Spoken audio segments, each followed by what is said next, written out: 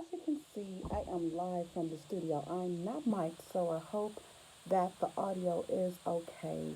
And I just wanted to testify.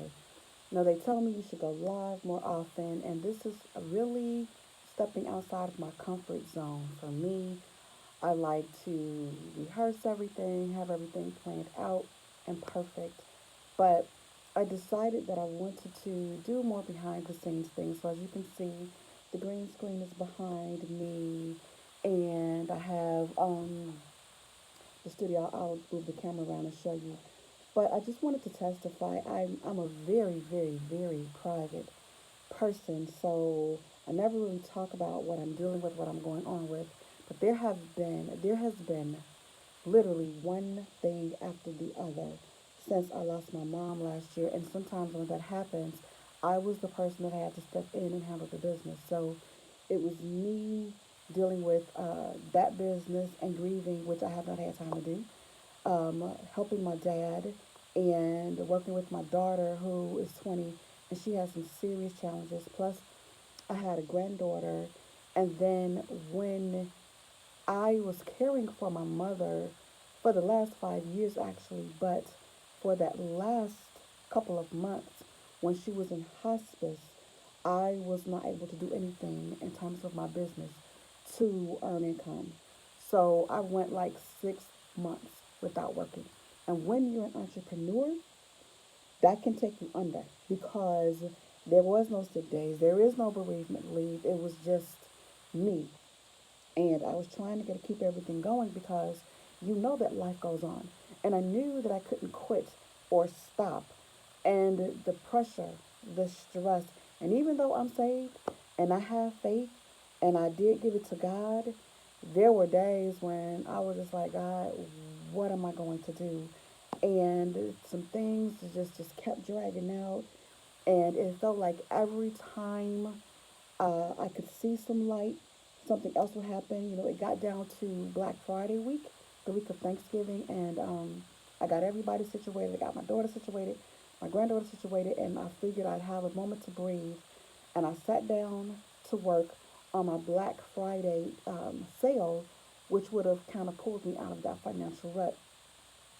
As soon as I sat at my desk, my dad comes and he said, I'm in real pain. I need to go to the hospital. Okay, I take him to the hospital and it's COVID, right? And so most of the hospitals won't let you stay. I said, okay, well, they'll take care of him at the hospital and I'll get to come home and get some work done. Well, this particular hospital, they allowed me to stay, and something in my eye. And I was the only one that could stay, which meant I got nothing done that week. And I got no income for Black Friday. So now I'm like, okay, what am I going to do? And it was just, and even the time when he was there, um, they gave him, well, he told them that he had taken his medicine, but he hadn't taken the proper dosage. So they gave him too much medicine, and he coded, and I'm sitting there, they're doing the chest compressions, and I always say, I know I'm rambling, but this is just my testimony. I always say that I'm the cool one in the family. My family is loud, and they're all over the place. I'm the cool one. I don't yell and scream. I don't argue. I never get hysterical. I stay calm.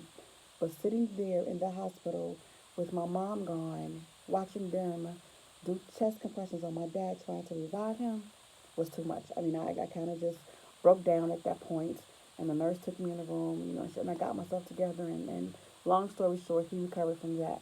So, Val has taken care of her mom until her mom died. Val has buried her mom. Val has made sure that was okay. Val has made sure her daughter was okay. But who was taking care of Val? Who was gonna make sure Val was gonna I can't even get it out. Who was gonna make sure Val was okay? I'm gonna tell you who made sure. God did it. Everything, God did it. He took care of me. He sustained me. And I'm gonna get through this without tears. But God took care of me. And so this morning, I was sitting and I'm just like, Lord, how long is this going to go on? How long? I'm trying to be faithful. I'm trying to do whatever. I'm trying not to let go. But how long? So I was sitting there and my phone rang. Okay, I'm notorious for not answering the phone. I just don't. I don't. And recently, I really haven't been answering the phone because I've been overwhelmed and tired. So an unknown call came, and someone just said, "Answer the phone." I answered the phone, this lady on the other end just started talking. She started talking and asking me questions and talking. And she goes, you know what? Tell you what I'm going to do. And she started just um, saying things that were answers to everything that I was concerned about over the past 6 months. I mean, it was, and I'm standing there with the phone in my hand, like, where did this come from? Who are you? Why are you calling me this morning? Um, how is this happening? And so, healing, deliverance, breakthrough, those are all processes. And I'm not going to say that everything is perfect because that's not life.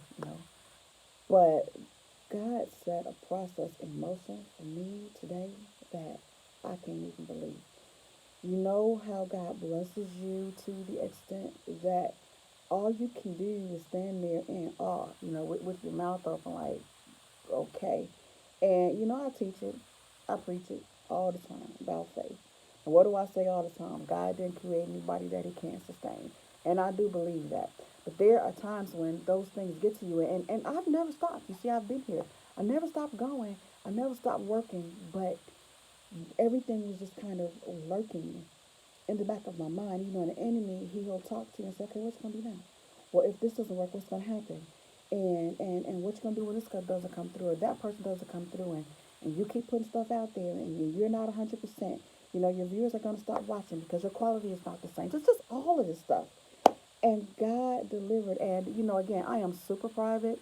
I never share my business. I never complain. I never ask for anything. But I felt like I needed to share this because I know it's some more people that's struggling. The pandemic, and I hate to keep talking about it, but it's real. And not just the disease and the death from the disease, but it was like a trickle effect that impacted so many things in society. And just different ways it's touching people. And I just want to tell you, God is real, and He did it for me, and He can do it for you. And I know, like I said, I'm really meticulous about my work and how I do things. And I try to always deliver the best presentation possible. But sometimes when you do that, people may think that you're not struggling and that you're not going through and that everything is okay with you. And it has not been. And it has not been for a long time. And I'm sharing that to say, keep going, keep pressing. God sees you. We don't have a Father who doesn't feel our infirmities. He feels you and He sees you and He will bless you, bless you. And I know this was not my normal prepared speech. I'm this orator, right, where I train in public speaking. But I just wanted to share this because it blessed me. The word tells us that we're overcome by the blood of the Lamb, by the words of our testimony.